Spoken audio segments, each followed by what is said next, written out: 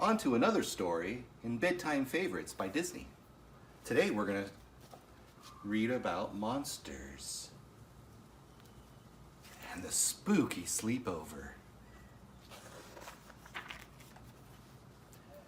It was a quiet morning at Monsters, Inc., and James P. Sullivan, also known as Sully, was catching up on paperwork. He smiled as he reviewed the monthly laugh reports.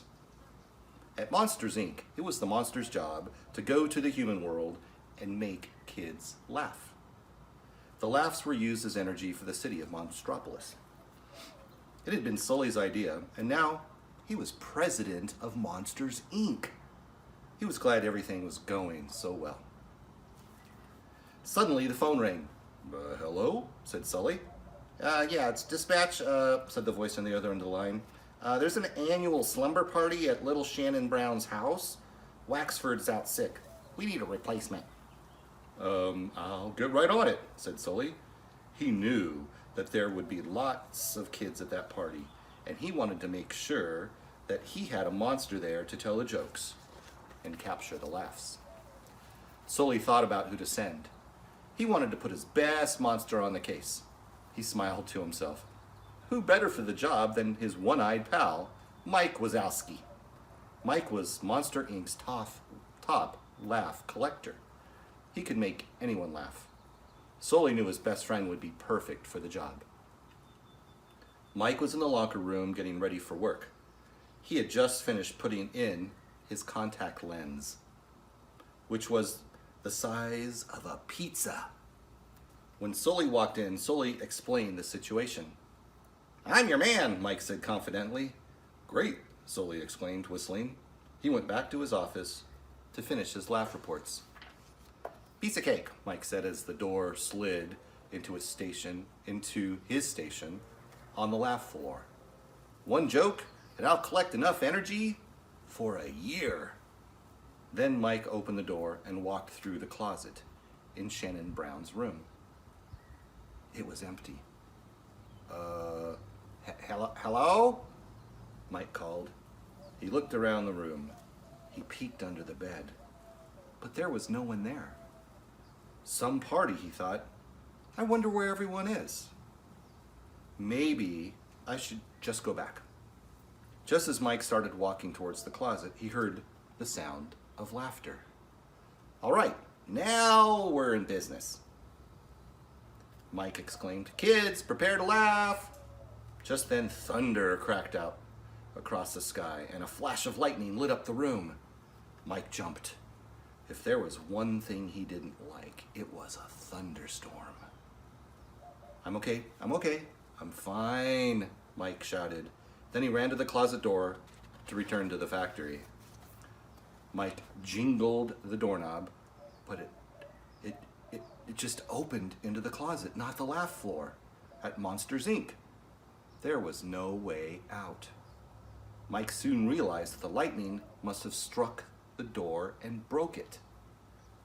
Don't panic, don't panic, don't panic, he told himself, his voice shaking. He knew he had to find the slumber party and another closet door. Fast! Otherwise, who knew how long he'd be stuck there?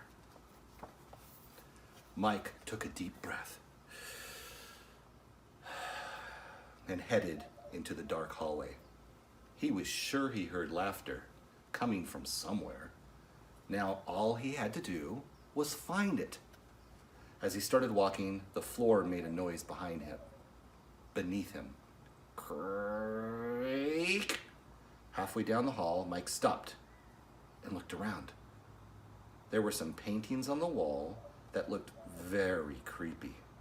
They gave Mike goosebumps.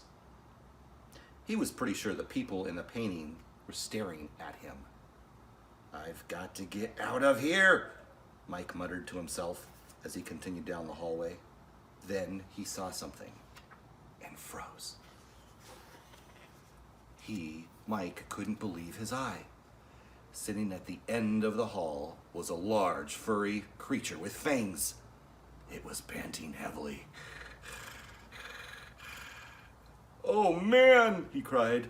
Am I ever glad to see a fellow monster around here? Taking a deep breath, Mike started to walk closer to the creature. Just as he did, the creature knocked him down. Ah! Mike screamed. Dog breath! Ugh!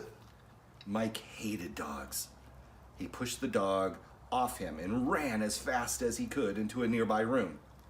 He slammed the door shut. He was safe. For now. Meanwhile, back at Monsters, Inc., Sully was walking on the laugh floor. The floor manager came running over. Sully, Sully, he shouted. Mike still hasn't returned from the slumber party. He's never been gone this long. When Sully went to check on the door, he discovered it wasn't working. That meant Mike was trapped in Shannon Brown's house. Uh-oh, said Sully. We've got to get Mike out of that closet. I can't believe he's stuck. Sully brought in a maintenance crew to figure out how to fix the door. Together, the monsters pulled all the levers and pushed all the buttons on the door to try to get it to open properly. When that didn't work, Sully read the emergency manuals. He and the other monsters tried everything they could. After a few hours, the door made a clicking sound. It was working. Now it would open into a different room in Shannon's house. The monsters cheered. Yay! Woohoo! High five! Back in the house, Mike walked into the bathroom. Ouch! The green monster squealed as he tripped on a yellow rubber ducky and went rolling across the floor. Finally, Mike crashed into the wall and stopped. Then he heard a lot of giggling down the hall.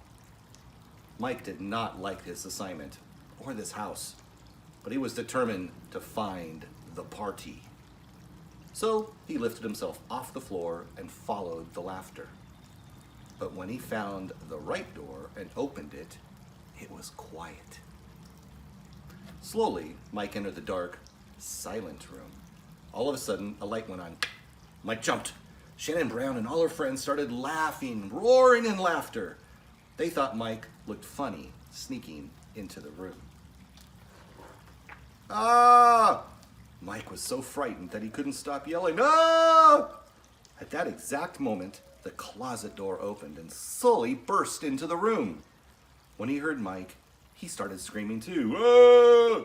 Then he and Mike jumped towards each other and huddled together. Big hugs. The girls at the slumber party laughed and laughed. A big blue monster with purple spots, hugging a one-eyed little green monster, was one of the funniest things they had ever seen. Mike and Sully looked at each other and smiled. Then Mike jumped to the floor and they both took a bow. The kids cheered. Looks as if our work is done here, Sully said. He and Mike headed through the closet door back to Monsters, Inc. laugh floor.